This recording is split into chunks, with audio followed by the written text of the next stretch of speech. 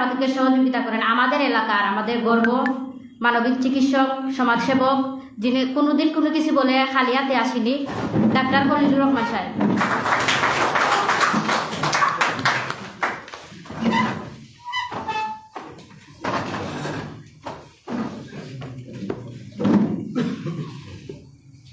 বিসমিল্লাহির রহমানির রহিম।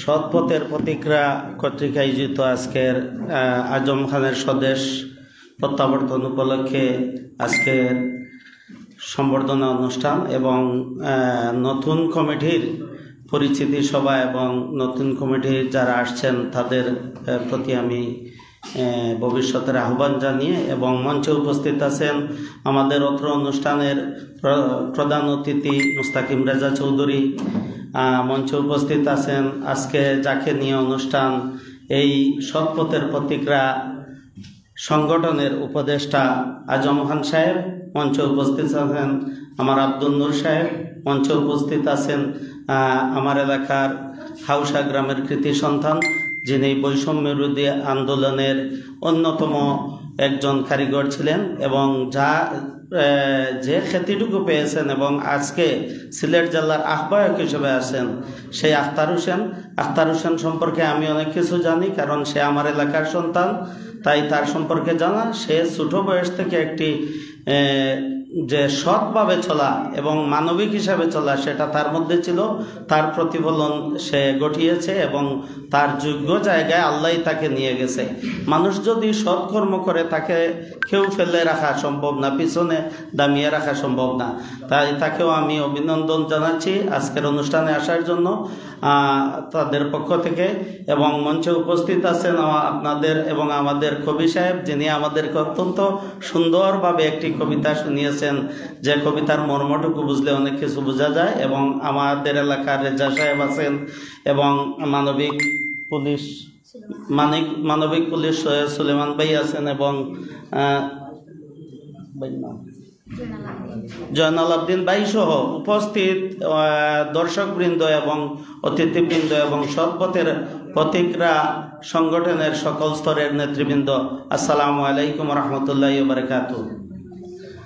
সৎপথের প্রতিক্রিয়া যে সংগঠনটি শুরু হয়েছিল করোনাকালীন সময়ে, দেখেন তারা একটি করোনাকালীন সময়ে শুরু করার মানে হলো তারা ওই সময় মিডওয়াইফ এবং নার্সেস হয়তো কেউ কমপ্লিট করেছে, কেউ করতেছে, কেউ পড়তেছে। সেই সময় থেকে তারা নিজ উদ্যোগে একটি মানবিক কাজ শুরু করেছিল। সেই মানবিক কাজটুকু আজকে কোন পর্যায়ে চলে গেছে এটা আমি অন্তত অনুধাবন করি। কারণ আমাদের সমাজে যদি কিছু ব্যক্তি না দাঁড়ায়, কিছু সংগঠন না দাঁড়ায়, তাহলে সমাজকে এগিয়ে নেওয়া সম্ভব না। আমরা অনেকের বৃত্ত আছে, অনেকের অনেক কিছু আছে, কিন্তু সামাজিক খাতে সামাজিক অঙ্গনে ব্যয় করার মন মানসিকতা খুব কম জনেরই থাকে। এই সৎপথের প্রতিক্রিয়া যতটুকু কাজ করতেছে তাদের অ্যাক্টিভিটি আমি ফলো করতেছি সেই করোনাকালীন সময় থেকে এখন পর্যন্ত। তাদের প্রত্যেকটি কার্যক্রম হলো মানুষের সেবা করা। তাদের ব্যক্তিগত কোনো সেবার কারণে যে তারা আমরা সমাজে দাঁড়াই বা সমাজে কিছু করি এটা না, তারা প্রত্যেকটি অসহায় এবং বিপদগ্রস্ত মানুষকে সহযোগিতা করার জন্যই মানুষের পাশে দাঁড়ায়।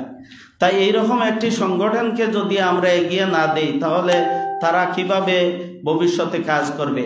আজকের যারা নব কমিটিতে আসছো তাদেরকে অভিনন্দন এবং যারা অতীতের কমিটিতে ছিল তাদেরকে অভিনন্দন জানাই, কারণ আপনাদের কার্যক্রমের মাধ্যমে আপনারা প্রমাণ করেছেন যে আপনারা সমাজে একটি ভালো কাজ করতে পারবেন বা আমাদের মতো যারা সামাজিক ব্যক্তিত্ব আছে তাদেরকে হাজির করে আপনারা এক মঞ্চে একত্রিত করতে পারেন। আমি এই সৎপথের প্রতিক্রিয়া যে কার্যক্রমগুলো চালায় তাদের প্রত্যেকটি কার্যক্রমকে আমি ধন্যবাদ জানাই। আমাদের দেখেন অনেক কার্যক্রম মেয়েরা করলে এটা দোষ হয়ে যায়, ছেলেরা দোষ করলেও দোষ হয় না। ছেলেরা যদি এই সমাজে খারাপ কাজ করে এটাও দোষ হয় না, কিন্তু মেয়েরা ভালো কাজ করলেও দোষ হয়ে যায়। তাহলে এই যে মন মানসিকতা আছে, এই মন মানসিকতা আমাদের পরিবর্তন করতে হবে। এই মন মানসিকতা পরিবর্তন করে সমাজকে এগিয়ে নেওয়ার জন্য আমরা ছেলেদেরকে যেভাবে প্রাধান্য দিব, মেয়েদেরকেও যেন সেম প্রাধান্য দেই।